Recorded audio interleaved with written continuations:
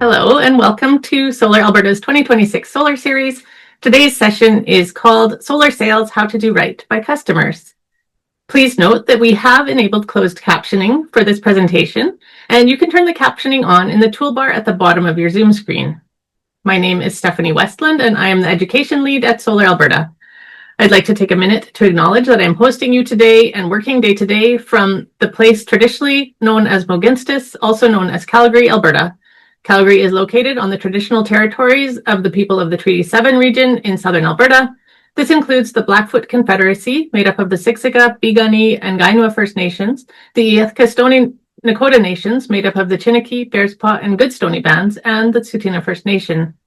Calgary is also homeland to the historic Northwest Métis and to Métis Nation of Alberta Region 3. Today we'll be hearing from Heather McKenzie of Solar Alberta, Brett Bauman from Solar YYC, and Tyler Sieben from Evolence Renewables. Following their presentations, there will be a question and answer period in which you can all participate. The entire session will wrap up in about an hour and a half. We are also recording this session, and we will make the recording available on our website and our YouTube channel. And all of those of you who are registered will receive an email with the video link once it is ready for viewing. We will be using Zoom Q&A for questions rather than the chat box, so please enter your questions into the Q&A section throughout the presentation. Also, there's a little thumbs up symbol, and just click that thumbs up symbol to upvote any questions you like. Before we move forward, we're going to do a quick poll to get a sense of who we have joining us today. Please take a minute to answer the questions popping up on your screen now. And while some of you are doing the poll, I encourage you to take a minute and pop your name, land acknowledgement, and any contact information you're comfortable sharing in the chat now and throughout the event so that others can look you up on LinkedIn or email you.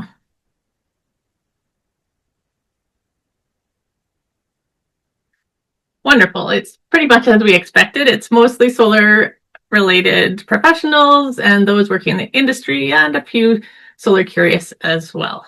Thank you so much. And now for a little bit about Solar Alberta. So Solar Alberta is now in its 35th year of operation. We are a not-for-profit society dedicated to accelerating Alberta's transition to a just and sustainable energy future. We do so by advocating, educating, and serving as an industry and community hub for solar energy. Our membership is made up of about 200 individuals and 135 businesses. We have more than 34,000 followers. We provide a number of services, including managing a solar directory through our website. In this way, we act as a bridge for installers, suppliers, and other solar-related businesses to connect with their customers and clients. Our directory gets approximately 23,000 hits each year, and you can see a link to it in the chat. Throughout the year, we run our free public solar series webinars. On April 23rd, we are offering a free lunchtime webinar called Deep Energy Retrofits and MERB Electrification. Pamela Gortson, Executive Director of the Smart Sustainable Resilient Infrastructure Association, will showcase some of her organization's recent projects. Registration is free and can be completed through the link in the chat. And you will also find free archive videos of some of our previous Solar Series webinars on our YouTube channel. We are also still looking for a sponsor for the April webinar. So if you or your organization want to work with us to educate the public about solar and solar-related technologies, please don't hesitate to reach out. That email is being placed in the chat. As many of you know, we also offer a number of classes for those in the solar industry and those transitioning into it. And we recently completed our live online training series and will be offering courses again in the fall. In the meantime, we are offering an on-demand solar training bundle where you can get 4 of our technical courses for the price of 3. These on-demand courses are also available, of course, as individual purchases, along with all of our other on-demand courses and workshops in the solar training videos section of our website. In addition to providing education about solar, we also advocate for it. We are currently rising up for renewables, and we have free lawn signs available for pickup in 10 municipalities and offer free delivery in 8 municipalities around Alberta. We also have template letters for you to use on our website asking for the Government of Alberta to eliminate the discriminatory rules and regulations they have established for renewable energy. You can click on the link in the chat to make a free sign order or to find our template letters today. Solar Alberta's second annual golf tournament fundraiser will be held on June 8th, 2026 at the Inglewood Golf Club in Calgary. Tickets are available for individual golfers as well as at a discounted rate for a foursome. In addition, new this year, even if you're not a golfer, you can still attend the meal at the golf club. We're also looking for prize sponsors for this event. More details and a link to register are available in the chat. If you're not already a Solar Alberta member, I do encourage you to join us.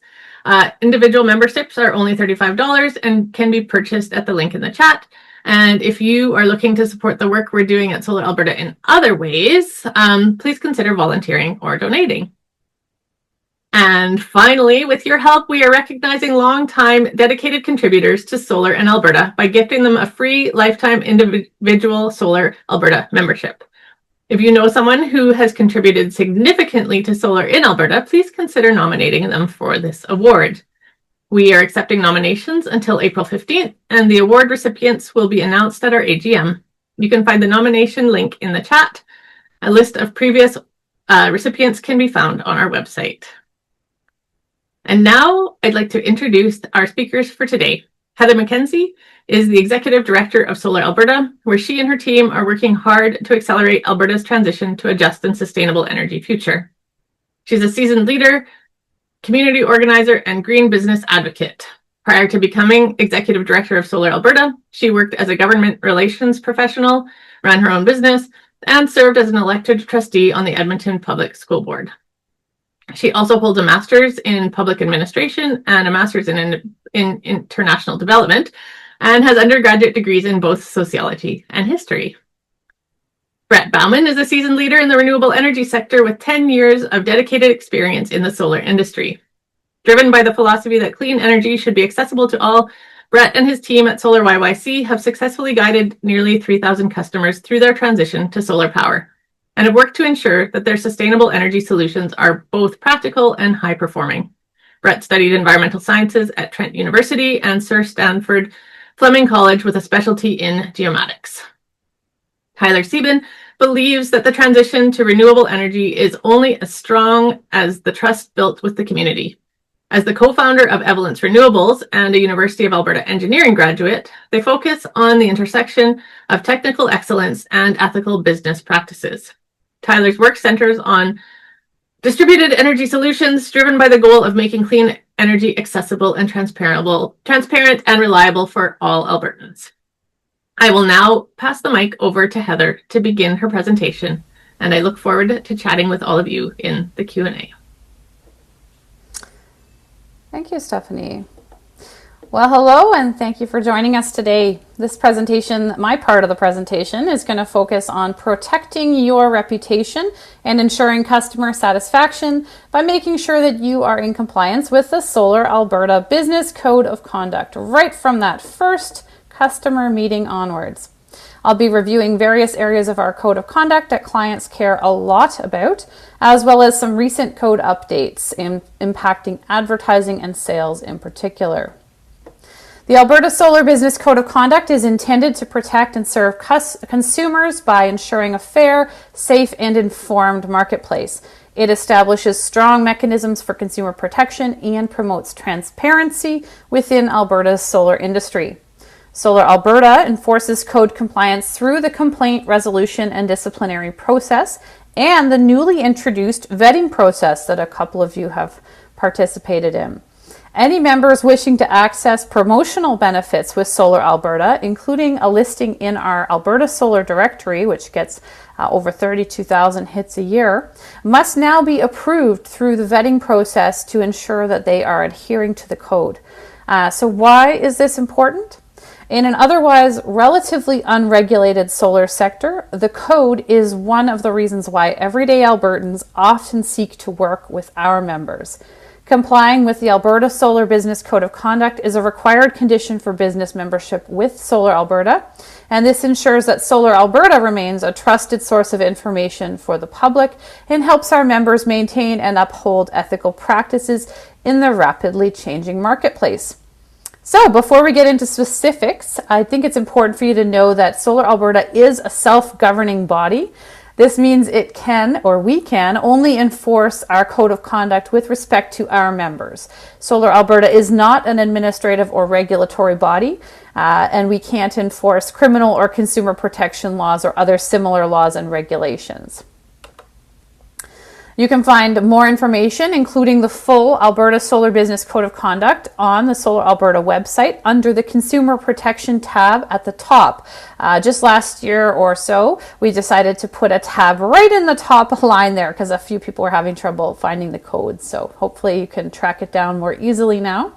It's important to note that this presentation only provides an overview of our code with respect to solar sales, does not go into the full details of each section. All business members, staff, and contractors must be familiar with and comply with all elements of the code of conduct, regardless of whether I review it today. In 2014, Alberta had approximately 1,000 microgenerators on the grid. By 2020, we had more than 5,000 homes and businesses with solar. And just 6 years later, we have almost 43,000 systems on homes and businesses in Alberta.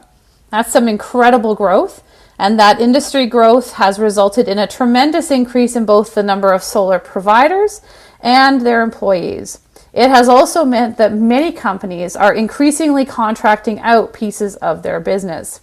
It's super important to make sure that everyone in your organization, as well as anyone who might be acting on your behalf, including contractors, service providers, outside agents, they all need to be familiar with the laws in Alberta and the Alberta Solar Business Code of Conduct. This is particularly important for staff working in marketing and communications, sales and contracts, because we are seeing the most code violations in these areas. In addition to understanding our code, it's also your job to be aware of all federal, provincial, and municipal laws and how they apply to you and your contractors. All right, let's dig into a few of the specifics here today. First off, it's super important for our members to be on the lookout for and act immediately to address any unfair, deceptive, or abusive acts or practices. So that's often referred to as UDAP. In all aspects of business that touch on consumers or their interests, including marketing and sales. Members should ensure staff are qualified and competent, give clients adequate information about services and risks, and be transparent and honest in all interactions. The Code of Conduct contains specifications around advertising. This is quite unique. We've learned that the Better Business Bureau, Service Alberta, most of those bodies aren't really interested in governing advertising. Solar Alberta is unique. We do care about your advertising and your marketing as part of your sales. So we do go above and beyond many of the others here, and we expect all the members to as well. This section of the code was recently updated to also apply to quotes and proposals. These relate closely to advertising and often include much of the same language, so we wanted to be explicit about that.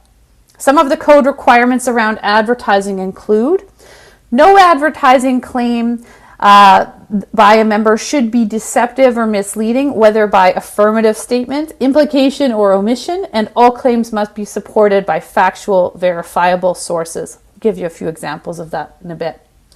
Solar Alberta members should avoid referring to solar systems as free in any marketing or sales discussions, unless the consumer will literally not pay anything for the solar system or the energy it generates, ever. Prices quoted must be accurate and complete, covering all products or services, and prices for optional or additional products or services should be clearly identified as such. The periods of availability for quoted prices should also be specified. Since advertising is an area where Solar Alberta is unique and where we're also seeing increasing numbers of complaints, we thought it would be really helpful to compare and contrast some practices in advertising. This first image is an in-house adaptation of an Instagram post an Alberta company made. We created this adaptation when the federal Canada Greener Homes loan was still available. This ad demonstrates good practices in advertising. Why? Well, because in addition to educating the consumer, this ad complies with the Code of Conduct by including the name of the grant or program that they're referring to and details about the loan term. The name of the company that was promoting this advertisement was also obvious, in line with the code's transparency requirements. But we have made this information, of course, anonymous today for the purpose of this example. This ad does not contain any hidden or misleading information. By way of contrast, this image is an in-house adaptation that represents some poor practices that we've been seeing. First, the company does not identify itself, so who is promoting this ad? That's super sketch, right? The ad states that the system is available for no cost, without further details such as how much the user will have to pay after install. It does not include the name of the grant program or any details about the loan term. There is no acknowledgement that you will have to pay back the loan. And I know it might sound silly, but there are some people out there who genuinely don't realize you have to pay loans back. So you kind of have to be explicit about these things. It's generally misleading or deceptive, this advertisement. Misleading to tell people that you're getting paid to go solar. Also that they'll never have to pay for electricity again. Because as all of us know, a lot depends on the size of the array and the conditions of the loan, as well as whether folks are participating in a solar-specific pricing program or not. Only some people will ultimately have a solar array large enough to fully cover their self-consumption over the period of the year. And only some people will have a system large enough to even justify being on a solar-specific pricing program. I know for a while my system didn't justify that because we were never overproducing because of our electric vehicles. So if I had bought into this ad, I would have been sorely misled at the time. And that's becoming more and more common, of course, in Alberta as folks adopt electric vehicles, heat pumps and whatnot. And suddenly their solar system, it's not going to cover off their full year consumption. The ad is also deceptive because it implies that you're going to make money off something you didn't pay for. Finally, it tries to create a false sense of urgency by saying that the program is ending soon without any additional clarification. If you want to tell people that a program is ending soon and you know that it is, that's fine. You need to show them how. Here's the government press release that explains when the program's ending or that threatens to close the program. You got to have some kind of reference there if you want to warn people about that. Otherwise, lots of that is just fear mongering. So we have to be careful how we frame that sense of urgency. Overall, when marketing solar systems in Alberta, providers have to be very careful and factual to the Alberta situation. Our situation here in Alberta, as you know, is quite different from other provinces. So we're seeing a lot of violations of the code by folks who are operating in multiple provinces and maybe haven't trained their staff on some of the differences between provinces. So for example, some retailers in Alberta offer solar-specific energy plans and others do not. So you really have to be cautious about making commitments and assuming what retailer folks are using. Another common issue is that we see members referring to net metering a lot instead of net billing. There are some provinces in Canada that operate on a net metering system. This is quite different from a net billing system, and the net billing system is what's used in Alberta, and we will expect members to use the net billing language when they're advertising to Albertans so as not to mislead them. Here again, just want to remind you that Solar Alberta members should be familiar with all advertising laws, rules, and regulations and guidance in force for the jurisdiction in which they're operating, including the Alberta Fair Trading Act and regulations. All right, just a couple slides left here for me, but let's discuss a couple best practices in sales and marketing as outlined in the code. First of all, Solar Alberta members, of course, must comply with and ensure that all their employees, agents, and contractors comply with any federal, provincial, municipal laws regarding restrictions on contacting consumers. So Solar Alberta members must respect the wishes of all Albertans who don't want to be contacted by maintaining accurate and current do not contact lists of consumers, and also requiring that their contractors, service providers, and agents maintain lists like that too. Furthermore, it might be surprising that this needs to be said. Just a reminder to treat all customers or customers with respect. So one way to demonstrate respect is by interacting with the first point of contact. So for example, if a woman answers the door or calls to find out more details about your services and products, then she would be your first point of contact. Don't ask to speak to her husband instead. That would be considered rude. Although door-to-door solar installation sales are not currently prohibited by law in Alberta, super important for you to be aware that Solar Alberta members should avoid high-pressure sales techniques, especially in door-to-door situations. And further, Solar Alberta members must not enter into contracts or take payments or deposits upon first meeting a client at the door. A follow-up meeting and or phone or electronic correspondence must be undertaken after a minimum of 24 hours of cooling off in order for any contractual or financial transactions to occur. Of course, you know why that's super important. You know, if you happen to meet someone at the door who perhaps isn't cognitively sound, you may not be aware of that at the time, so giving them a period of time to check in with someone in their house who may be able to help them with decision making is very important, and that can save you a lot of hassle too. We had to have a member essentially give a big chunk of money back to a client after it was discovered that she was really not able to make decisions when they had contacted her. She was not in a good state of mind, and she was able to demonstrate that later to us and to the member, and so they paid her back, which is just a huge hassle for them. And they did the right thing ultimately, but it's a hassle for them. Better if you give a nice cooling off period and make sure that they're sound and making good decisions in the headspace that they're in.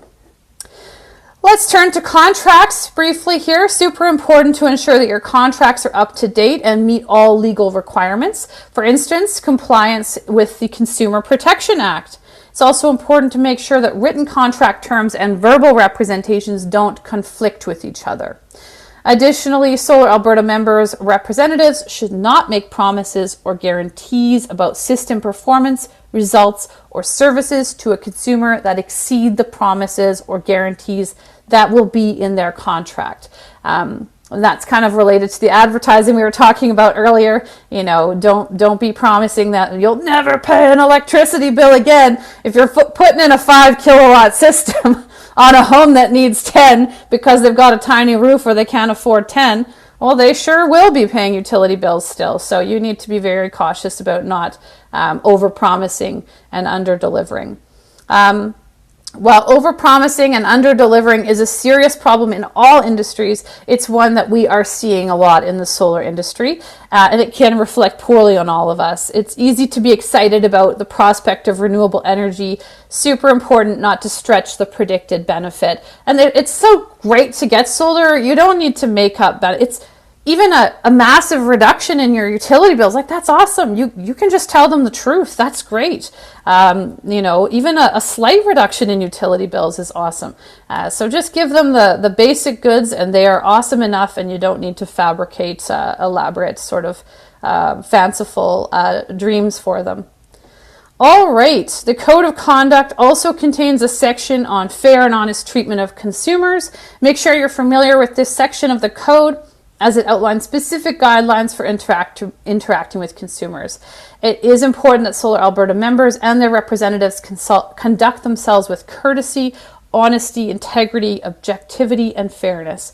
And also, please remember that Solar Alberta members are responsible for ensuring that all representatives identify themselves as acting on behalf of the Solar Alberta member. That includes third-party advertisers, brokers, or lead generators acting on your behalf. They need to be transparent about the fact that they're acting on your behalf. We've had a lot of lead generators sharing a lot of misinformation in the last couple of years, and nothing drives me nuts more than my staff having to go digging through and filling out forms just to try and figure out who's behind these misleading advertisements. Transparency is very important, and hopefully we can then address misinformation very quickly without a very elaborate process. So we like to make sure we address these things as fast as possible, both for our staff time, but also for you folks. We want to save you time too. So let's just be open and honest about who we're working with and make sure that our associates are open and honest about us. Awesome.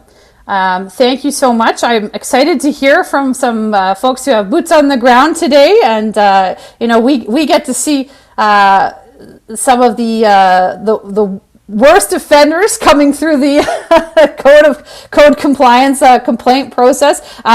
So we don't always get to interact with folks who are doing things right. So I'm real excited today to be profiling some of our members who were willing to share with us some stories about how to do right by your customers. So I'm going to turn the mic over to Brett now. He's going to give some concrete examples of best practices in solar sales, so that we're not just thinking about the code here as a document, but we're actually thinking about what it looks like on the ground. So with that, Brett, I'll turn the mic over to you. I'm going to stop my screen share here, and we'll get you to camera on and mic on. And I see your screen share coming. There it is. Okay, take it away. Thank you so much, Heather. I really appreciate you setting the context there. And I think a lot of what I'm going to talk about here is really trying to bring that into some more practical realities of kind of what we see on a day-to-day basis interacting with the public. So I think this will be a pretty logical transition. So thank you for that. My primary focus today is to really talk about ethics in relation to showing realistic financial returns. To be honest, there's a lot of different pieces to that beyond what I'm going to go into today, but I'm just going to try and keep this as simplistic as possible and kind of hammer over the pieces we see as the most important to that. So just to give everyone a little bit of quick context, my name is Brett Bauman. I've been working in the solar industry for 10 years with Solar YYC. I've had the pleasure of interacting with thousands of consumers, both in the B2B space and the B2C space, and taking them through the journey of understanding solar. It's been a wonderful journey over the last 10 years. So hopefully some of what I've gotten to experience can kind of come through in this presentation today. So a general question for industry. So looking at solar, is solar a 6-year return on investment? Is it a 12-year return on investment? This is one of those questions that we get from clients all the time. And I think the important thing is the answer really depends on the assumptions that are used in proposal development. And specific scenarios for clients. There isn't a one-size-fits-all answer to that, and I'll kind of get into some of the nitty-gritty pieces of that a little later in this presentation. Some of the major things we notice that really dictate what the long-term investment benefits are assumptions around escalation rates of utility pricing over time, what the value of exported solar electricity actually looks like, and how you model that into your assumptions. And generally how that system is being financed, whether that be cash or a job that's being financed by banks, or there's a whole bunch of different ways that plays in. So all of those things really do dramatically change the ROI of these systems. And I think one of the biggest pieces is being really transparent with clients about how you kind of come to your conclusions around that. Really matters in terms of them coming into investing in solar eyes wide open. In my opinion, that really comes down to ethical sales really means showing realistic expectations.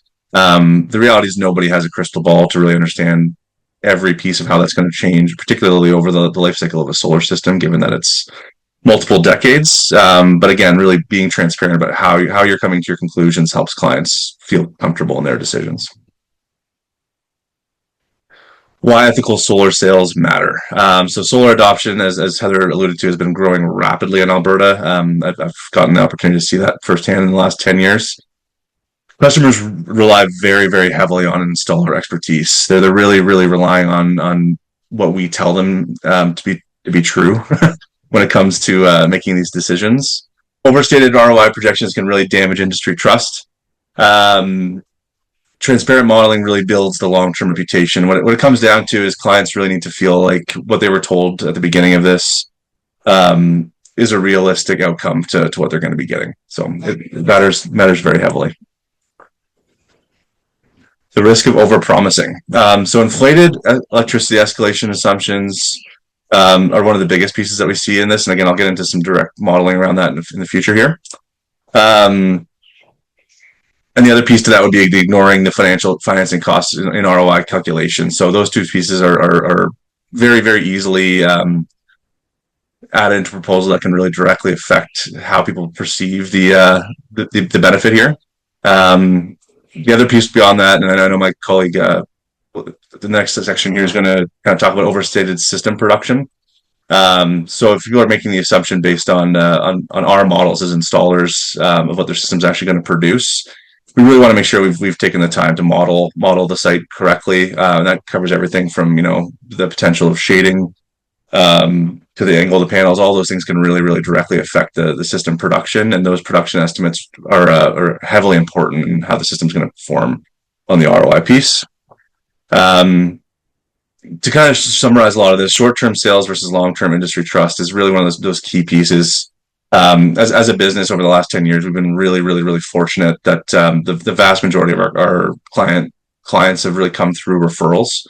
And I think that's the piece that sometimes is easy to forget, is maybe it feels easy to gain the short-term sale based on creating more unrealistic expectations. But in order to build a sustainable funnel for your business, if you've really kind of driven this from the reality of under promising and over delivering, those results really come back to you tenfold. That's my experience. Is if people end up seeing the system actually overproducing what you expected them to get, and their financial returns are actually better than they expected, the likelihood that they go to friends, family, neighbors, and tell a good story about the industry and you as a company has a massive impact on your business's success. What customers actually care about. So again, really at the end of the day, for the vast majority of our clients, both in the B2B and B2C space, they want to feel like they're making these investments eyes wide open, and their biggest decision making is really built around whether or not this is a good investment for them and their family or them and their business. So realistic payback timelines are extremely important to them, and if you can back that up with realistic assumptions and kind of break it down for them how you came up with your payback timelines, it really helps them feel like they're making these investments from a very clear-eyed perspective, and that helps a lot. Reliable system performance obviously matters a lot from their point of view. If they're going to make these investments, they really want to understand the clear assumptions behind the projections that you're making, and feel good about the fact that you've done your due diligence to understand their system performance.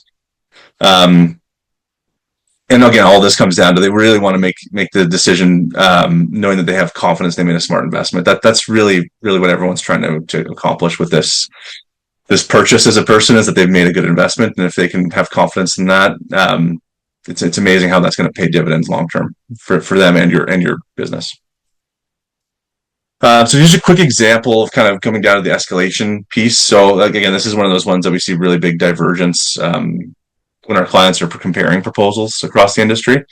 So I just use this as a really quick illustrative example. Is a home using about 10,000 kilowatt hours a year. Starting electricity price all in was around 15 cents a kilowatt hour. The year one electricity cost in this case would have been $1,500 a year, given those two assumptions. As we can see, compounding escalation really makes a big difference in the long-term trajectory of how these investments pay off. So for instance, if this one assumption makes the base assumption of a 3% escalation over 25 years, those system savings look like a $54,000 direct savings to the client. And to be honest, that's a pretty phenomenal result.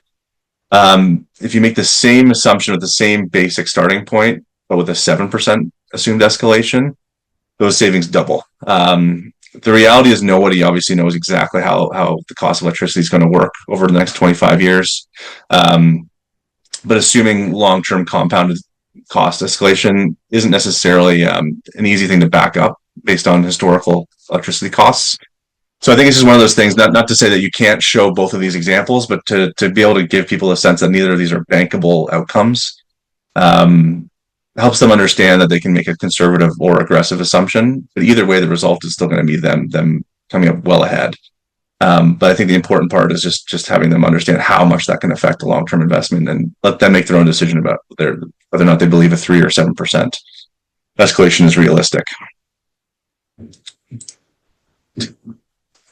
Here's just kind of a quick bar graph here showing the last 20 years or so of those electricity escalations. So as anyone who's been in this industry a long time knows, the reality is the electricity prices don't go up in an exponential curve.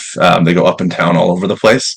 And again, that's just the thing that's I think it's important to highlight for consumers that are purchasing solar, is you can't bank on the savings growing year over year over year. It probably will grow over time with the pressures on cost. But again, assuming a 7% compounded projection of growing savings is a bit unrealistic based on the historic trends. So again, I think data really helps people make these decisions from a clear-eyed perspective. Financing costs. So this would be the other one that we definitely notice can really change the long-term ROI. Is what you assume the long-term cost of carrying financing costs can be. So again, this is just kind of a quick illustrative example of a $30,000 solar system. One being a 15-year loan at an average cost of 5% per year. The other being the same 15-year loan at 11%. So again, people obviously are going to find themselves at any different range of interest costs that they're carrying, but oftentimes we're not seeing these things directly calculated in the ROI projections if they are going to be incurring interest over time. So just to show it in kind of quick math, at a 5% average cost of lending, we're looking at about a $42,000 cost to the homeowner or to the business owner. If the same interest rate was embedded at 11% over time, the carrying cost is closer to $60,000. So not that there's necessarily anything wrong with either of these options. It's just a matter of that should be displayed to homeowners or to businesses when they're looking at the overall benefit of the investment. Dealer fees and solar paybacks. So this is another thing that we're seeing pretty commonly shown in different proposals in the industry right now. So some financing programs include large dealer fees that are kind of built into the upfront cost, and that's not often reflected in the actual carrying cost to the owner. So an example in this case would be a 35% dealer fee would be increasing the $30,000 system to $40,000 initially for the financing cost. We're seeing a lot of customers not being shown that cost directly in the proposal that they're being offered. So oftentimes I don't think it's understood that that's kind of embedded in the cost. And obviously the larger financed amount will increase the total interest that's going to be paid over time and extend the payback. So again, nothing necessarily wrong with people using dealer fees as a way to reduce interest. It's just a matter of transparency is very key so people can understand the true total cost of ownership for these systems. So just to kind of bring that back down to earth here. So the value of under promising and over delivering. So in our experience over the last 10 years, conservative projections really do build long-term customer trust. When systems outperform expectations, both financially and practically, consumers really do become advocates for the industry, for the company itself. Happy customers lead to referrals and a strong reputation, which really does become a massive tailwind over time for everybody. And enforcing these ethical sales practices of transparency really do build those long-term relationships that you can continue to build off of, and they will continue to pay dividends over time. Last piece here, again, this is something that Heather kind of mentioned before too. Give customers time to make decisions. That's one of those pieces we've really found make a difference between happy customers and unhappy customers is giving them the time to really reflect on what they're getting into. So solar is a major financial decision for most households and for most businesses. Customers deserve time to review assumptions and ask questions.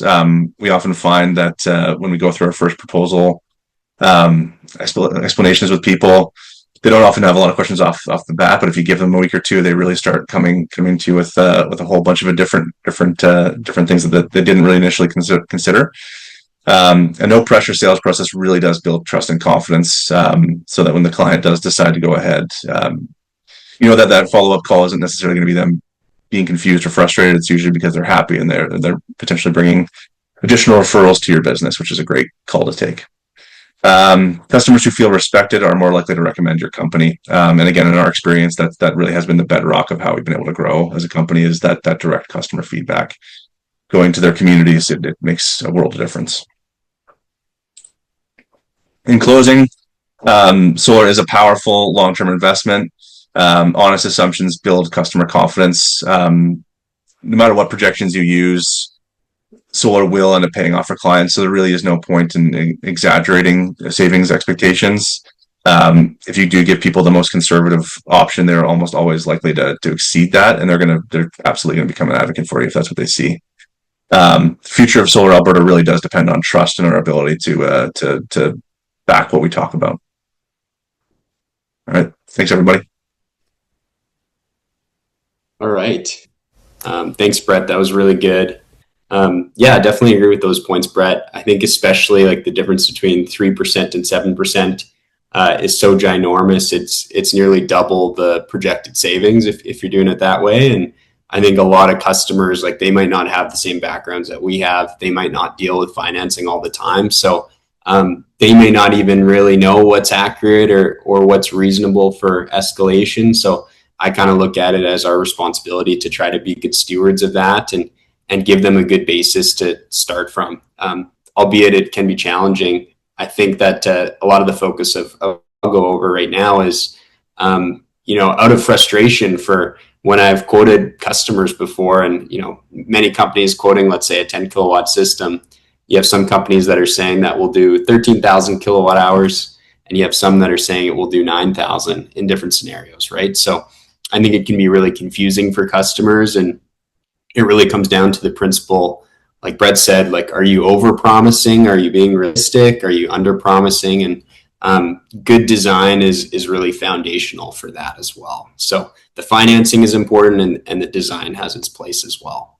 So I'll go over a little bit about this. So an intro to our company very quickly, and then a brief intro to just some solar design best practices. I think a lot of us intrinsically probably know some of these things, but it's good to just refresh yourself.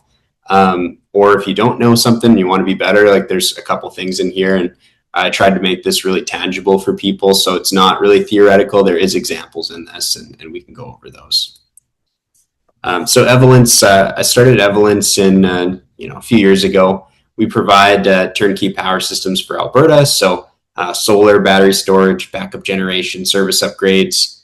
Our primary focus is just providing customers with uninterrupted power, whatever they need. A lot of customers are just wanting a solar system to save money on utility bills, and other customers are wanting systems to protect themselves in an off-grid environment. And we want to help people with what they require, and part of being able to help people is being honest with what you can do for them. So getting into some of these options for just design and things that we need to look at. The first one that really bites a lot of installers is the accurate roof designs.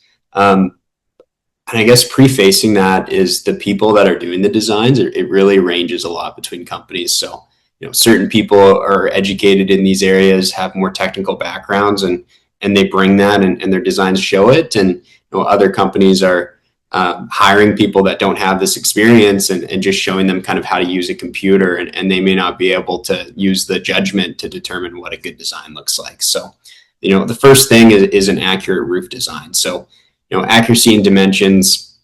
Do we have the right measurement across the width and height of the roof? Like, we know sometimes with satellite imagery, you have a tilted view of a house. I think we've all seen it, where you can see, half the side of the house, which means you're not top and down. It makes one side of the roof look really long and one side look shorter. And designing off of that can be challenging and inaccurate.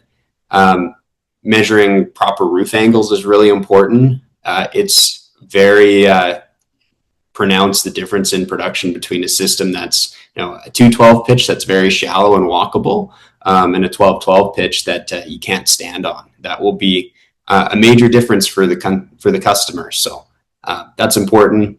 Knowing where the roof vents are as well, where these panels are placed, you want to ensure that you can actually fit them in those spots.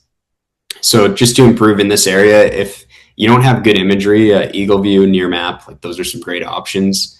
You can also use LiDAR data. Don't be afraid to turn the LiDAR data on if your software has it. It's really just an option where you can physically see what the roof angle looks like with those points. And that can be useful for design. If you need to, you can also use a drone. We use drones quite regularly just to get better imagery.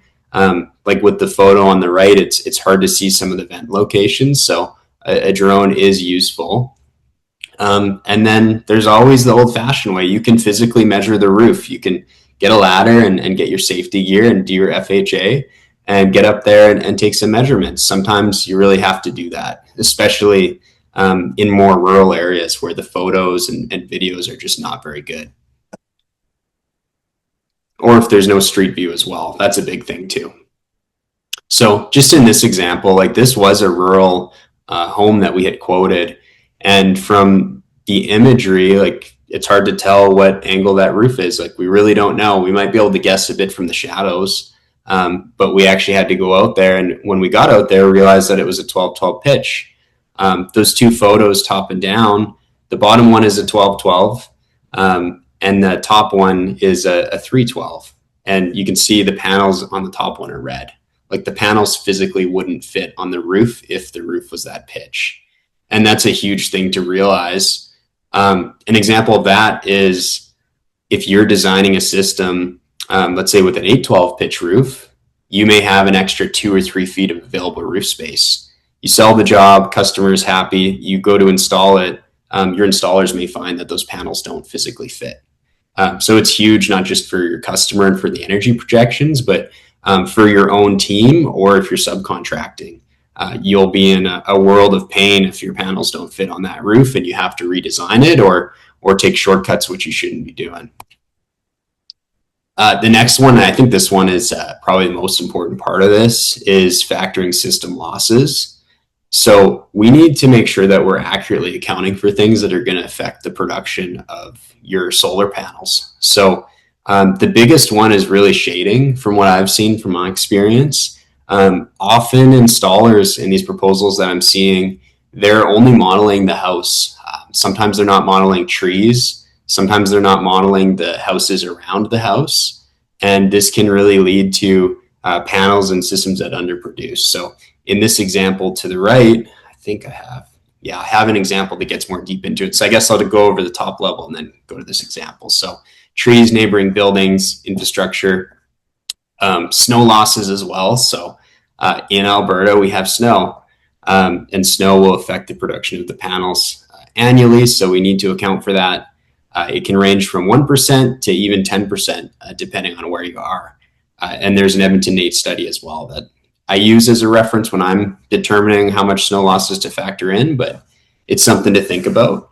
And then there's some smaller ones to think about too, like clipping. So your DC ratio. So DC ratio to AC, the higher that gets, the more clipping losses you'll have. Doesn't mean that you shouldn't do that. It just means you should account for it, as well as system maintenance or planned downtime. So for example, are we planning that these systems are always up 100% of the time? Or are we thinking that maybe there's some times where the system won't be working, or we can't access the roof and it could go down? The example for this one is really looking at this from a top-down view. So before we factored in the surrounding houses, surrounding trees, like this system looked like it would produce 10,300 kilowatt hours. We started adding our losses one at a time. Clipping, that took us down about 300 kilowatt hours. Not a huge deal, but it is a little bit. We added in shading, and that took us down about 1,000 from the original. So that's about 10% total, and the snow losses as well. So you go from 10,300 without these losses to 9,000. So a pretty big difference. That's the difference between having really good export through, let's say, 7 months of the year, and to maybe only being able to export for 4 months a year and having bigger electricity bills. And if a customer is paying for a 10,000 kilowatt hour system and it only does 9,000, they're not really getting what they thought that they were, and they trust that you're going to provide them something accurate. So it is really important, and it really can bite you. So it's something to discuss with your designers. The next one is just realistic offsets. So we know that we have a microgeneration regulation in Alberta. It's published online. Everyone is able to go online and take a look at this and read through it. It's actually not very long. It's only a few pages, and it's pretty simply written. So I do encourage you to just check it out. Basically, the intent of the microgeneration regulation is that you can offset your own consumption or part of it, but you're not really to exceed your own production or consumption. So, it doesn't really super specifically say you can't go above 100, but I kind of think it's implied through the regulation, unless I missed one of the important sections. But basically, like, what that means is when we are talking with people, I'm often seeing quotes from certain companies where they're showing the customer 130% offset. That's just not possible, and that's not going to be permitted. And any company that has experience doing microgen applications knows that that would not be allowed. So really, system sized at 100% of previous 12 months usage. And if you're going to size it larger than that, you have to have some sort of evidence that you're having new electrical loads like heating, AC, heat pump, or EV. And that evidence must be provided when you're applying for the application, or it won't be approved by the utility. Yeah, I kind of covered this one already. I think a big one is just like the boots on the ground experience of working with the wire owners. We know that NMAX, EPCOR, Fortis, ATCO, they treat these applications a little bit differently and with different preferences. The way that you permit adding larger loads with Fortis versus NMAX is much different. So if you're in doubt, reach out directly to their teams and ask what they would like to see. Sometimes it's just based around the reporting. I've had engineer letters before for certain items. Sometimes it's a rule of thumb that they allow. So it really depends who you're dealing with. And yeah, just something to think about. You don't want to overpromise that you're going to design a 130% system, sell the customer a 10 kilowatt system, and then go through the process and only be able to give them 8. It's just, it's misleading. Last one is just a classic temptation to try to install the most solar that you can on the person's roof. I think we've all felt that before, where the customer wants 100% offset. You're maybe at about 80. You're looking at where you can add panels to get them to that position. And often you get closer and closer to roof edges and vents and things like that. So it's something really to think about. I don't think there's a routinely or uniform best practice that's out there. It really depends on jurisdiction, but something that I look at is roof vents. Like, really avoiding covering or obstructing roof vents is huge. I just don't want to deal with the potential that I could obstruct that and cause an issue in their home or in their attic due to that. So I'm very careful with that. Offsets from roof edges, I think 18 inches is kind of a rule of thumb of kind of a minimum best practice for roof edges. It happens sometimes panels do get closer than that. When that happens, it does create a risk for snow to slide off of those panels. So it's something to think about then of what mitigations you might need, like snow guard rails is an option. Where are you going to put these panels on the roof? So not just adding panels for the sake of putting panels on the roof. If it's a north-facing section of the house, I'm not putting panels there. I know some installers will, but I won't. If we're putting panels in sections that are clearly going to be shaded, that's also a no-go and a conversation with the customer. And I've found that, although customers don't like being told no for not getting 100% offset, they do appreciate when you share your expertise on, why you don't want to put panels in a certain spot, because you want to help maximize their investment. So, it's something to really be aware of and use your expertise to help educate the customer and show them that you're thinking about their best interests and not necessarily just how to get the most panels on the roof and charge the most money. The last thing as well, like this one came to mind actually this week in Beaumont. I was driving through and I noticed a house that had a very large number of solar panels, but they were overhanging by about 12 inches over the roof crest. Honestly, it was a visual eyesore was the first thing that I thought. But the other thing too is just the additional stress on the roof from wind forces. Panels are designed to be kind of flush with the roof. And if they are extending beyond the top of the roof, that's just way more stress on the roof. In those cases, if the customer is okay with it, it definitely should be something that should be consulted with a structural engineer, whether required or not. It's just different than what those systems are typically designed for. So yeah, just something to make a note of. I think that's pretty much the extent of my presentation. Appreciate the time from Solar Alberta and the opportunity to speak, and hopefully we have some good questions that we can talk through.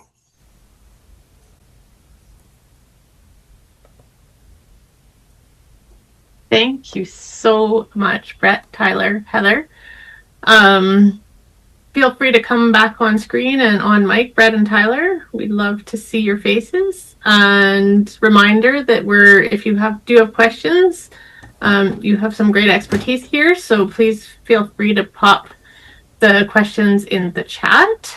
There is one question in the chat, and Alex is just asking if Tyler's presentation is going to be shared with the attendees, and the answer is yes. I will send that out as soon as everything is edited. It's the recording of the presentation that will be there. So it's going on the YouTube channel too, isn't it, Stephanie? So yeah, it'll go on our YouTube channel. So yeah. Well, I guess there's not really that many questions to start here, but I'm wondering if any of you have questions for each other, or if something that came up in Brett's presentation tweaked something for Tyler, or vice versa, or for you, Heather. Yeah, for sure. For me, I was just really intrigued by both of your descriptions. I know that in our code of conduct, we describe the components that people or companies need to include when they're quoting a system size. If they're saying this is going to be 10 kilowatts, then they have to say, well, which factors did you include? And if you didn't include one, for example, if you didn't do a site visit, so you can't really comment on the tilt, then you have to disclose that and why. For example, like maybe it's in a very remote location, so you weren't able to get that or whatnot. And so we have actually in recent days made it a requirement now. That was sort of in there as sort of a recommendation before for members, that when you're making a system size, you should include these factors, but now it's a requirement. And I'm wondering, how easy is it to get all those different factors that you mentioned? Is it easy to do a site visit all the time? Are there things that you sometimes do have to leave out? And when you leave them out, if you're leaving out the wind or if you're leaving out the shading, how do you explain that to the customers so that they have full transparency? Because I will say I got a customer recently who was really sad, that his system was going to be shaded by a new build coming in, and the designer hadn't really talked with him about future shading. And I wasn't sure if that was a code violation or not. I thought, do you need to have a conversation about the prospect of future shading, especially if they're living next to a dive? Like this person lived next to a home that was almost certainly going to be torn down. And anyways, just a question on what you factor in, when you might leave some factors out, how you would communicate that, and I guess in particular, future shading, if you've ever talked about that with clients. I don't know who wants to start. Maybe Tyler, you could start. You want to start, Tyler? No. You were kind of getting into the wind and shading a little bit already. Yeah, sure. I think like for us, we are pretty transparent when we haven't done a site visit that would be something we would do before we proceed with the actual engineering design or the microgen application to just finalize and confirm all those details. So I think that's the way that we approach it. Usually like when we send a quote to someone, there's going to be some sort of a discourse after if they actually are interested in talking it through, and we would talk about all those factors and then transparently talk about things that we weren't able to see. And when someone is interested and they are showing that they want to have that discussion, then we're happy to go to their house. But like you said, there is some constraints. Like we can't go to every house, especially if they're pretty far outside of our service area. If they're more than an hour away or they're 2 hours away, or they're in an area that is hard to get to or unsafe to drive to in that moment, you do have to make some moves for sure to try to do what you can to at least get them some information. Because I do find that sometimes people are really just curious about it, but maybe they're not even in the right spot to get solar. So I guess respecting your own time and then being upfront with them what they're getting. Add Brett on that? Yeah, no, I would kind of echo a lot of the same. It really is kind of amazing, particularly in urban areas, how good the satellite imagery has gotten. in terms of how much you can really clarify just from satellite imagery. But like Tyler was saying, obviously when you get into more rural areas, that quality of imagery usually goes way downhill. So it just leaves a lot more room for missed details. But yeah, again, like from our point of view, it's if someone's showing a lot of interest in doing it, it's usually fairly easy for us to coordinate site visits and get out there and do like a drone flight or something like that to get aerials if the satellite imagery is not as good as we'd like it to be. But again, you just obviously have to respect time and understand the level of commitment the client has before you're committing maybe a day and a half of time for for our team to go out there and do that. So it's a bit of a balancing act, but it's pretty rare we can't accommodate people that way. In terms of the second piece you were talking about, like the reality of, I guess, future challenges, that's a much harder one. I think in terms of a conversation, we've certainly had that happen to one of our first commercial projects was actually in the core in Calgary, and unfortunately a tower got built that was 20 stories taller than the one we did like a year later, right? And there's really nothing. There's really no recourse, unfortunately. Like there's no legislative process or anything that people can really go through in terms of losing access to that productive potential. But yeah, it is something that I think it's just worth bringing up that conversation when you see it being realistic. Like if you're in a suburban community in Calgary, likely again the reality is that that's not as big of a future challenge. But if you're in some of those inner city communities in Edmonton or Calgary, where there's a lot of redevelopment happening all around it, not that we're real estate professionals and can for sure tell them exactly what the future dynamics of the community are, but we've absolutely seen it too. So I think it is just worth kind of planting the seed that there is no right to light. There is nothing that you can really do as an owner to push back against that if that does happen. So not that it happens often, but it is, if you're in a specific kind of part of the city, it's a risk. So Just being open and honest about that. Yeah. Yeah. No, it's interesting. I have a million questions for you too, but I noticed, Stephanie, there's more questions now. Yeah, there's starting to be some questions popping in here. So I'll hold back. Sounds good. Drake is wondering about whether Solar Alberta would ever consider moving to require the disclosure of dealer fees on proposals issued by Solar Alberta members. We are, in fact, discussing that at an upcoming ethics committee meeting. So for those of you who aren't aware, we do have an ethics committee here. It's entirely voluntary. It's made up of all of the non-conflicted members of our board. So anyone who's not in the solar industry who's on the board serves on the ethics committee. That way there's nobody in a conflict of interest, sort of. You're not regulating each other, which would be very awkward for y'all. So we are bringing them this discussion around dealer fees because we just kind of learned about that. I to be frank, I didn't know that dealer fees were happening. So people have been educating us about this, and I really thank you all for doing that, because the more of you who teach us what's happening on the ground, the better. I think there are a lot of us who assumed 0% finance meant that companies were making money off of people who just weren't paying back. Like if you don't pay your Visa or your MasterCard back, suddenly you're kind of the one paying for everyone else's good opportunity for short-term credit. So we didn't realize these dealer fees were happening, and it's pretty appalling to learn of the lack of transparency there. Now that we have our new vetting process in place, this gives us a really great opportunity to have a conversation with folks, because we are asking everyone to submit their template contracts. So what we were going to discuss at the next ethics committee is whether or not we want to request that when people submit a contract, it should clearly outline, this is the installation fee, these are the dealer fees that would be associated. I think the biggest challenge we would have is not so much on the vetting side, it's more on the enforcement side. Like, how do you know when a dealer fee has been secretly charged? How would you prove that? How would we hold members accountable to that? So I would welcome you all, if you have ideas on how we would prove this, please send those ideas our way, because, we're happy to be frank, the code of conduct already speaks to the importance of transparency. So if people are secretly putting dealer fees in, that lacks transparency.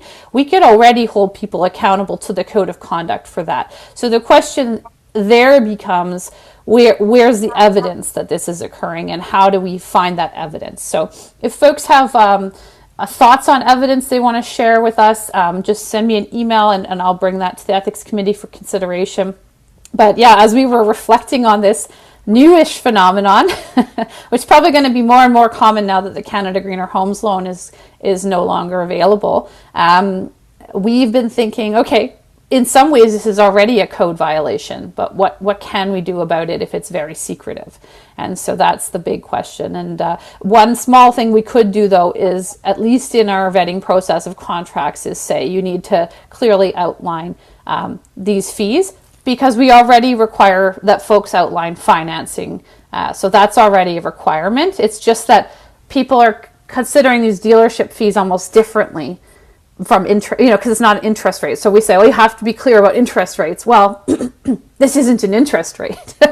It's a fee you're charging so that you don't have an interest rate. And so that's it's a little bit around there. It's kind of it's a manipulation is what's happening, and I do think it is a violation of our code. But the question will be, how do we catch it? How do we enforce it?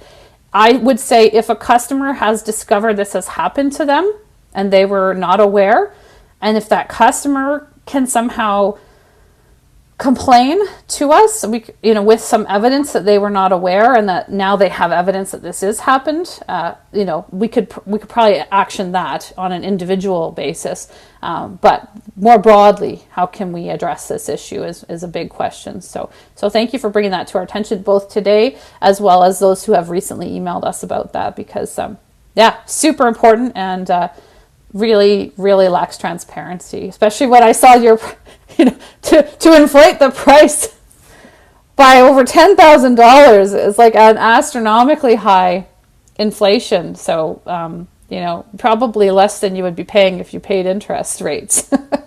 So if your dealer fee is going to be more than what you would be charged over a long term for an interest rate, well, that's something a client really needs to know, right? Because they might make a very different decision.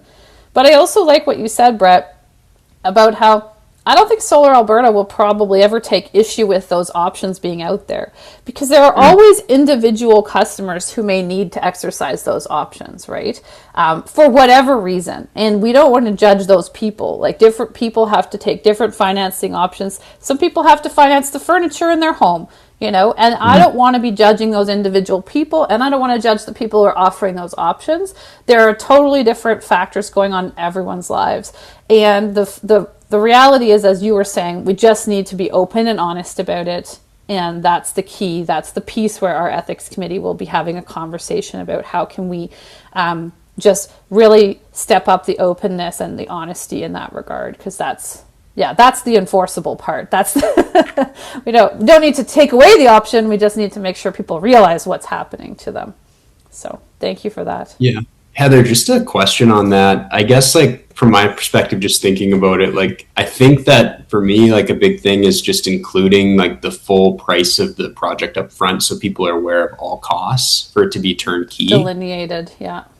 No, for example, just the total price. If the price is $20,000, that's the price. I'm not going to come to you later for the permitting fee or for Critter Guard later or something like that. So I guess I just want to understand, from Solar Alberta's perspective, why necessarily is a dealer fee included in the price unethical? It is a cost of doing business if you do want to offer certain services to your customer, just like it would be to have an office and administrative staff that would be included. So I get that people aren't necessarily happy if they have to pay more because you've bought down the interest rate, but I guess I just don't fully understand why what the issue is. I don't think including it is the issue. I think not telling people that you're including it is the issue. So, when you write up a contract, you always say, well, this is the workmanship, these are the parts. You break it out. You say, anytime I've seen a solar contract for my own place, it's quite clear. This is the Critter Guard. These are the snow guards. These are optional. These are not. Mm-hmm. The dealer fee should be on the list. It shouldn't be kind of part of the workmanship, because it's not workmanship. And it shouldn't be part of the parts because it's not parts. It is something separate.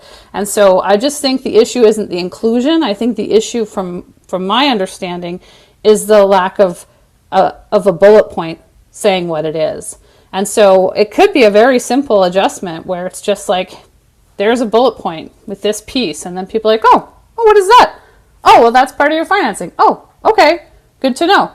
And then they know. And so I think that's probably where the transparency piece would be, is more just on that requirement of the code to kind of clearly delineate what's included in your overall fee. And people don't know how to ask for that because they've actually never even heard of that before.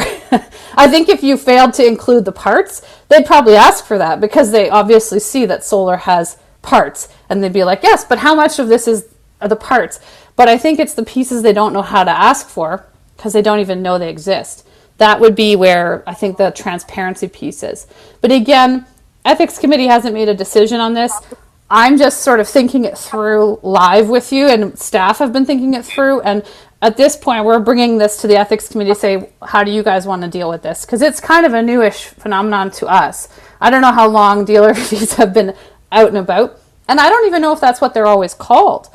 You know, they might even be called something else. So I don't want to put something in the code that's called a dealer fee and then later someone calls it something else. So we'll have to be really clear if we do add that requirement or any specifications to our vetting process. We'll have to really be clear on the language, and we'll have to wrestle that through with the ethics committee. But one of the reasons we have the people on the ethics committee are generally the folks who are not in the solar sector is because they're a good representation of the average consumer. Someone like, is this something that is this common knowledge or not? And if it's not, we probably need to delineate it. And how would you do that? And as a member of the public, what would you expect to see if someone was going to charge you a fee? And then the issue there too becomes if people are also pretending that the financing is free. And so that's another code issue where we always say, don't say it's free solar, and you can't say it's free financing, and you're not paying anything ever when there are definitely costs somewhere along the line. Because people do believe it. I said, well, I did ask this question. I said, well, why would anyone assume that their financing is free? Like, what's going on there? And it was explained to me, well, it is similar to how you think about your MasterCard or your Visa. You know, I'm gonna use this money, and as long as I pay it back before it's due, I'm not paying interest. So they're thinking about it that way, which is what the misleading part is, because it's not their Visa, it's not a MasterCard, and they are charged a fee up front. So I think that's part of why people are being misled, is they are accustomed to that model of sort of free money for a bridge period, but then it's not actually the same model, which we thought it was. So anyways, but definitely good food for thought, and something that is so new to us that we just have to still have that conversation. The ethics committee meets probably about 4 times a year. And if they're not doing a hearing, they also have to have hearings on members that might be getting expelled and whatnot. So we mix in a mix of conversations with them about, okay, how are we going to improve on the code, with also how do we enforce the code? And so they're always kind of balancing both of those conversations at the same time within their volunteer commitments. So definitely really good food for thought. Has CanRIA done anything on that you guys are aware of? Because I don't know that they're dealing with the dealership fee issue yet, are they? Not that I'm aware of either. I haven't heard anything directly.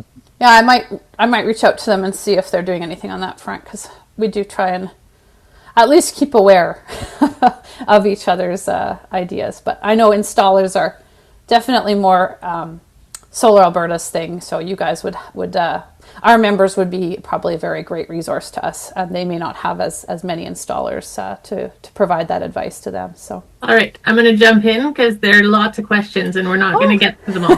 So, there's a couple of questions, and I'm going to combine the question about rodent guard and protection. So, Ian is wondering about whether we're having complaints at Solar Alberta about how often installers are getting called back for installation of rodent guard after the fact. But then Carter also is sending kudos to both Brett and Tyler on your presentations. Great job, he says. he said, I agree wholeheartedly that with many of the aspects you discussed. I would add critter guard should be mandatory on all flush-mounted solar arrays. It's code in many places, but I still see many systems installed without critter guard or equivalent. Mm-hmm. That's funny. We were actually just having that conversation with Airdrie the other day, because Airdrie was trying to decide if they wanted to make critter guard mandatory, and they were asking if we make it mandatory. We don't. We do make it mandatory to say if it's an option and how much it would be and whatnot, and it can't just again, there's got to be transparency there on that piece. Yep. But yeah, I'm curious, Tyler, Brett, we had a lot of discussions, because some of us at Solar Alberta have critter guard, some of us don't. Some of us added it on after at the extra cost, and that was kind of annoying that we didn't do it up front. Some of us haven't had any need for it at all, depending on the roof. So what do you two think? Should that be a requirement, or should we still just kind of leave it up to the individual homeowners and installers to discuss on a case-by-case basis? Yeah, it's a good question.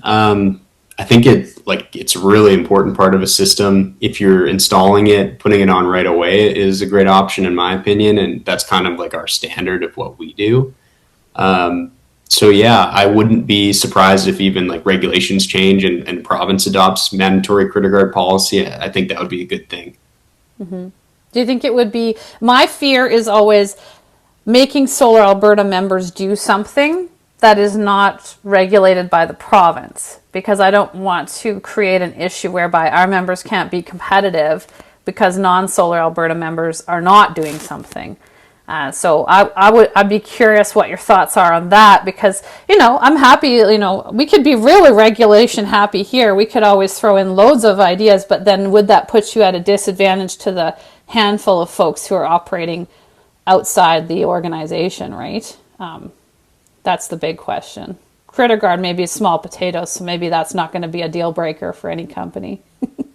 Yeah. In relative terms, right? It is such a small percentage of total system cost relative to so many things. So it would be tough to see that being a make or break, economically speaking. Yeah. I know personally, we shifted directions there probably 3 or 4 years ago to kind of just make it standard for every installation, just because we did start seeing that instances of clients calling back. I think the reality is people didn't really know how big of a risk it could be 5, 6, 7 years ago, and mm-hmm. A lot of us have learned through the process it's just not worth making it optional, and just to make it mandatory for our installs was philosophically the right thing to do.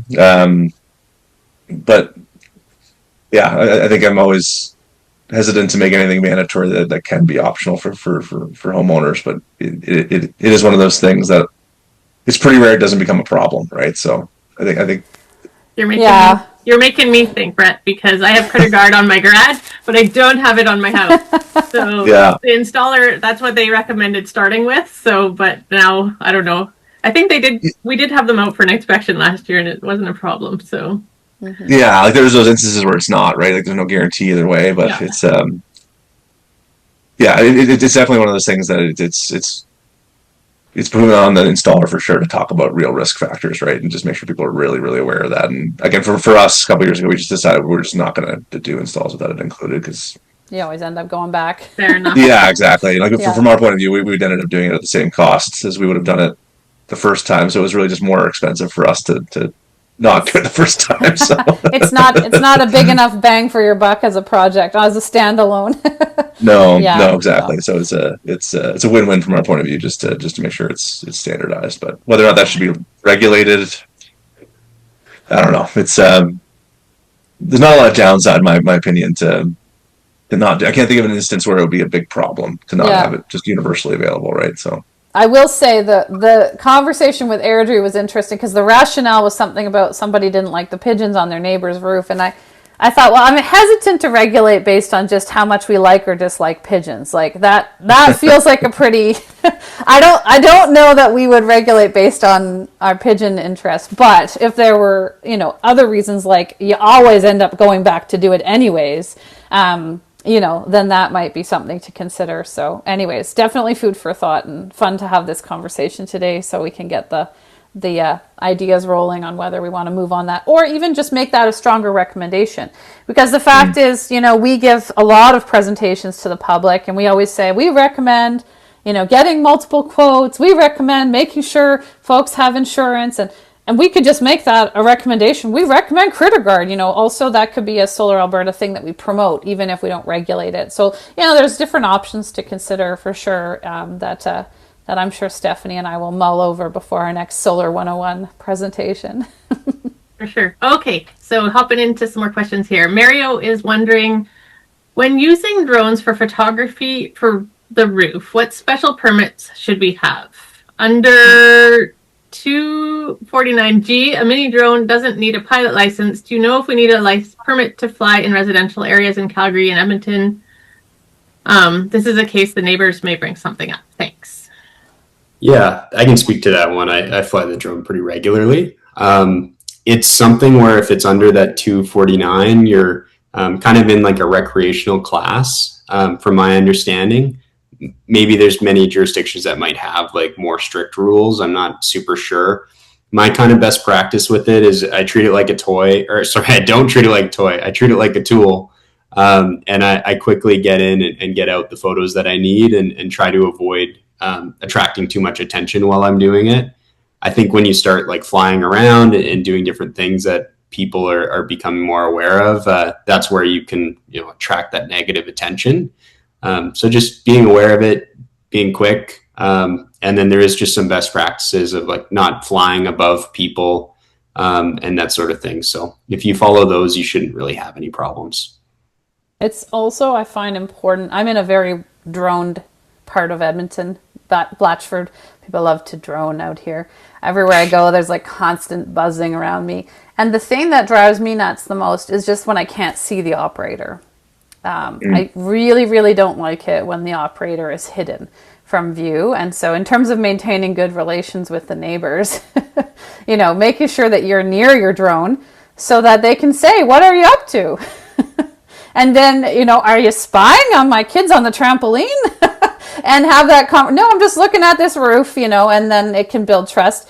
And of course, because people are most likely to hire the solar company that is doing their neighbor's build, having that interaction can be also another positive, because they're not going to be nervous about what you're up to. And it gives you a point of contact too in the neighborhood. So so I always wish the drone operators were quite visible and I could say, what's going on here? It's a little creepy otherwise, isn't it? Yeah, absolutely. Just maybe one kind of quick little point too. It is something that we make sure our guys do have commercial drone licenses, and there are specific areas in most cities that require an additional license. It's what CBSA, I guess, requires for a lot of particularly Calgary. We require an additional license just because we're so close to the airport and a lot of residential areas. So it really depends on where you're flying, what level of licensing you're actually required to do it too. So it's not as clean cut as we thought originally either. It's kind of a learning for us. Yeah, I imagine downtown there are different rules as well because if you of need the high buildings and whatnot. Hey, helipads. There's a whole bunch of different. There's different classifications of licenses depending on, again, what you're close to that you need to have. So. Yeah. All right. So there's just more of a comment, and I'm just going to read it just so that we know that we've collected it. It's coming back to the financing versus cash, and this person just says, just a thought, but clearly showcasing the difference between cash versus financing prices on all proposals can be an easy way to showcase the differential. So that's something we'll definitely take back. Yeah, that's language we could use. Then people can't really play around with the language so much, right? Yeah, although if there's a cash component of the financing, that's anyway, a third element. Carter also, he had a second part of his question that I actually realized I didn't read. So he's actually also talking about the practice of swapping out materials without disclosing the change in a product. For example, modules and inverters being different than what was sold. I don't know if anyone wants to tackle that or... Yeah, I will. I don't know. Tyler, you go ahead. I've seen a few complaints on this for sure. Sure. Yeah, I'll just comment on it. It is pretty serious. Like, people are usually paying for a bill of materials that lists what inverter and what panel they're getting. So yeah, it's definitely not good practice to do that. there may be situations where panel availability and module sizes changes through the year or through the months, and then those are probably conversations you'd want to have directly and upfront with the customer before putting that on their roof. Yeah, For like sure. getting them to sign off on change requests, and that's always shocking to me when people don't have that conversation and they just go ahead and do it. And yeah, it's like if you're making a change and they've already signed off on a certain design, certain specs, you kind of need to go back and chat about it. So yeah, for sure, that's just so important to have that separate conversation if you're making a change. And I think people are probably, how do people respond to that when you have to make a change? Are they usually really angry at you, or are they just like, oh, okay, I understand this circumstances have changed? I remember when a contractor was doing a bathroom installation for us, and it was COVID, and they said, we were trying to match your toilet, but those toilets aren't available, so we could wait a year for the supply chain to sort itself out, or we could put something comparable in. And they asked us that, and we said, well, we'll take the comparable white toilet. And we signed off on the alternative. Like, that seems like a pretty standard. I didn't want to wait a year for the product to come back into supply. Are people reasonable on those, or do you get a lot of pushback? It's pretty rare. It's actually a net negative conversation, I would say, just because of the nature of like Tyler was saying, when we are seeing a change in module availability, usually it's because there's an efficiency gain. Right. So like really that's generally what you're coming back to is, do you want to do the same project at the same price, but gain, an extra couple points on potential productivity and a longer warranty? It's not a, it's pretty far. It's hard for that conversation to go poorly most of the time. Can we please give you something better? Yeah, exactly. Yeah. Occasionally, like there's some design considerations, right? Where if it's a slightly bigger panel, sometimes it does have require adjustments that aren't always 100% positive, but there's almost always a way to make it a net positive. All right, I'm going to try and squeeze in at least one more question here. How do you evaluate whether roof condition is suitable for solar arrays? Yeah. I think. Oh, Brett, you go ahead. No, go ahead. I think like there's a couple approaches. So suitability, like if we're talking about the surface of the roof, like looking at the shingles, the quality of them, the age of them, signs of wear and tear on that roof if it's been in direct sun. That's one thing that you should definitely do during the site visit. The other one, then it just comes down to like suitability of actual like production in that area, and it comes down to just factoring in all of the losses that you could have, and determining if like once you do your design, like does the ROI meet your customer's expectation, is kind of what it really is at the end of the day. Like if the efficiency of the roof isn't great, your ROI should show that. Your ROI will get longer. It'll take longer to pay back.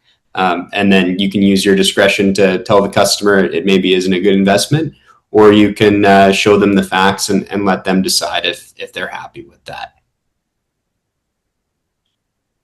Yeah, I would echo very, very much the same thing. Like the only thing I would add is, like, oftentimes it really comes down to roof age, right? Like if we're talking about asphalt shingles, which is the most common application on the residential side, it's something we like to try and have those conversations pretty early on. Is like how long has it been since your last re-roofing? And it's not even necessarily that we're going to try and pretend to be roofers and give people a really direct answer on how long the roof has left, but you have to have the conversation. If it's kind of a past 10-year-old roof, what is it going to look like for you to navigate a conversation with the roofer 15, 20 years down the line, so they're prepared for that?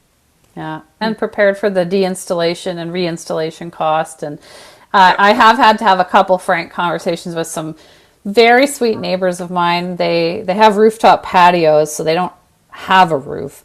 And they very sweetly were thinking they could still get solar. And I did have to break it to them that it's going to be fairly costly if you want to get basically a mounted array versus a roof array. So no, I'm not deterring them. Maybe it's still worth it for them. But I did say it's a lot cheaper to get a roof mounted system, and you don't have a roof. So that was a little heartbreaking for them, because they were really excited to be net zero, and they didn't realize that they really can't probably achieve that with a patio on their roof instead of a roof. So anyways, it was sweet, and that you probably don't have to do a lot of quotes for those patio roofs that don't exist. Those are more the conversations I get to have. Anyways, fun, and All right. we'll talk more soon. Thanks, Stephanie. Well, we're at 11:01, and so we're gonna just wrap things up here. I'm really, really grateful to both Brett, Tyler, for giving us your time today, and of course to Heather for presenting. And I'm really grateful for your sharing of your expertise. And I know sometimes it's a little bit scary to do so when maybe your competitors are in the audience, but I think that everybody here really there's lots of lovely comments coming in the chat just saying thank you very much for everything you've done today. So, My with pleasure. that, It's been fun. Yeah, it was great. Thank you. all right. Take care, everyone. Thank you.